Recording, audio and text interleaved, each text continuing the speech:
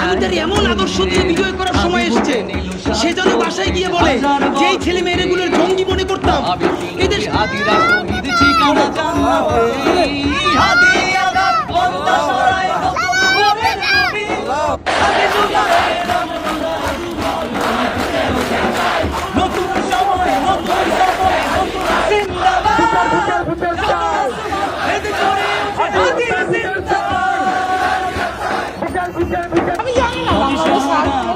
কতদিন পরে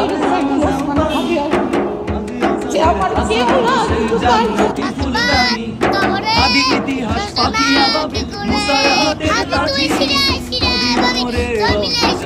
হাতের জাতীয় পতাকা ওসমান হাদী কোনো প্রতিবাদী সমাবেশে নয়, ঢাকার রাজপথে ভ্যানে করে এভাবে নিজের নির্বাচনী প্রচারণা